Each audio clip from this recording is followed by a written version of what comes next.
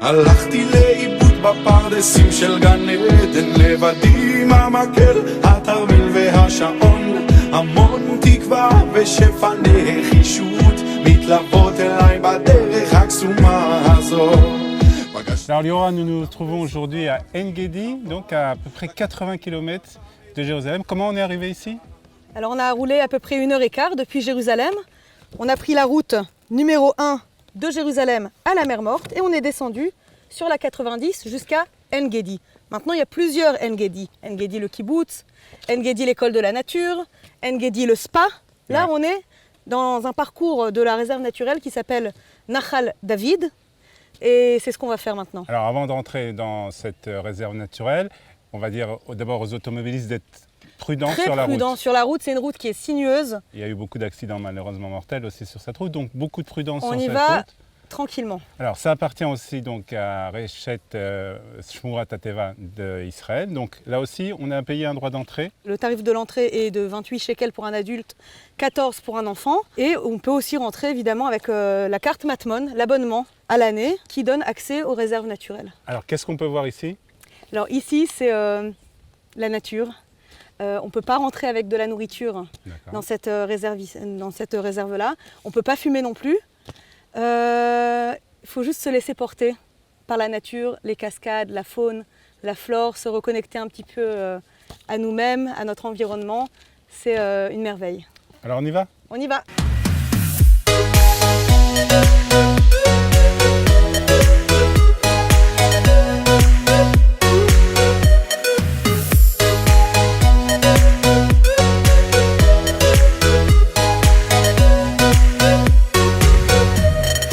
Alors En Gedi en hébreu c'est la source du Boukta, donc c'est quelques sources comme celle-ci. La première d'entre elles est accessible aux fauteuils roulants et aux poussettes, comme ça il n'y a pas de problème pour amener les enfants en bas âge et qu'ils puissent profiter aussi de cette merveille de la nature. Alors si on continue, on va trouver encore d'autres sources un peu plus haut? Alors il y a 20 minutes de marche à peu près jusqu'à la cascade de David. Il y a 3-4 sources dans lesquelles on peut se baigner. Amenez les brassards pour les enfants si vous venez avec des enfants en bas âge qui ne savent pas nager. Et on peut passer tranquillement une bonne partie de la journée. Alors là aussi, on n'oublie pas de prendre de l'eau. On prend de l'eau, de mettre un chapeau et les chaussures de marche. Et les chaussures de marche. Alors on y va.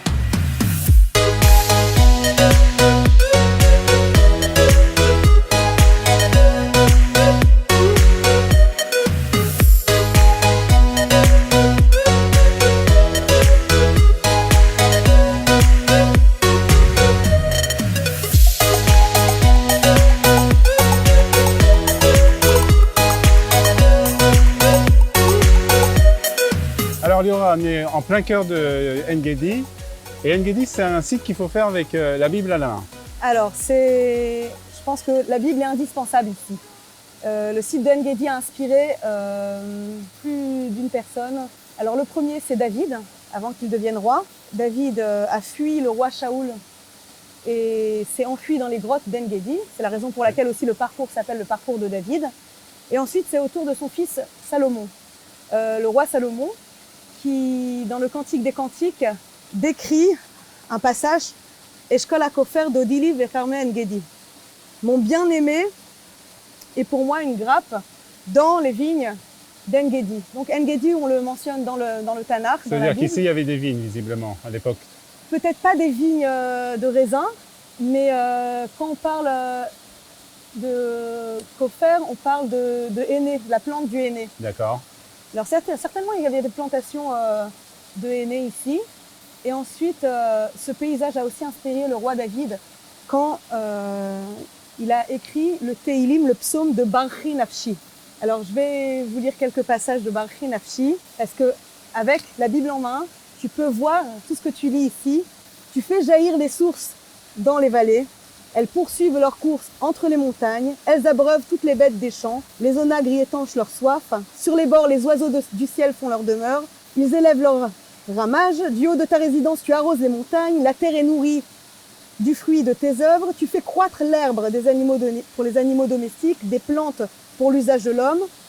Le vin qui réjouit le cœur des mortels, l'huile qui fait resplendir les visages, le pain qui fortifie le cœur de l'homme, Les arbres de l'Éternel sont abondamment pourvus.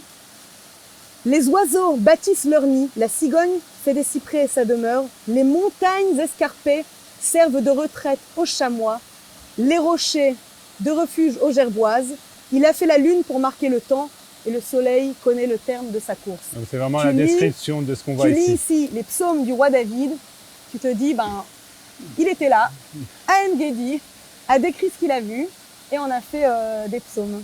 Alors on va continuer, on va sortir de cette réserve pour un autre site qui se trouve juste à côté. Juste à côté. Vous pouvez rentrer dans la synagogue d'En-Gedi qui est à côté. Elle est à côté, mais il faut quand même prendre la voiture. On ne peut pas y aller à pied. Alors on va au parking, on prend la voiture et on se retrouve au Beth Knesset. Yalla, on y va. Ein Gedi, והיה כי צמח בחמה. Ein Gedi. Alors Liora, nous étions à Nachal David, on a pris la voiture 3-4 minutes et on est arrivé Et on est arrivé à la synagogue d'En-Gedi. synagogue d'En-Gedi, donc nous allons rentrer. Nous allons rentrer. Alors, je tiens à signaler que l'entrée est payante ici.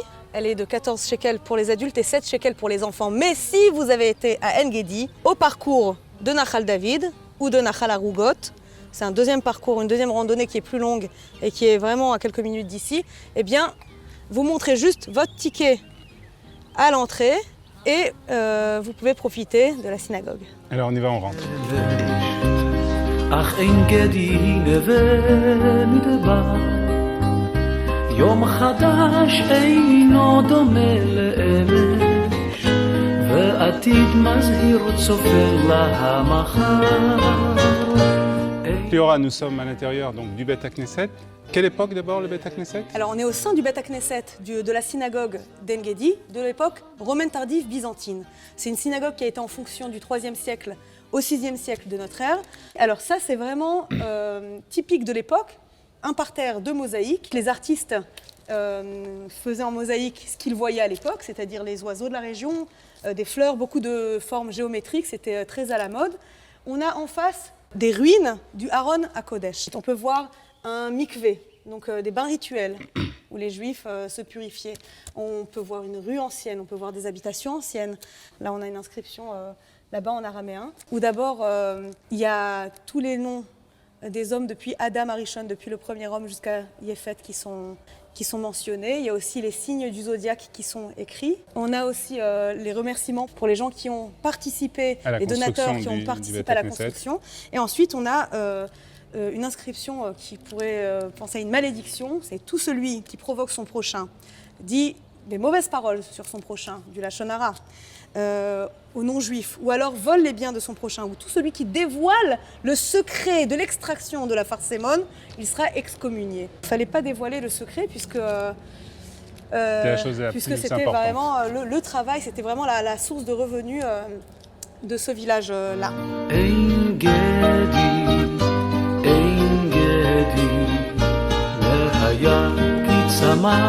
Liora, on a fini notre petit périple ici dans la région de la Mer Morte, mais il y a encore beaucoup d'autres choses à voir. Hein. Plein de choses.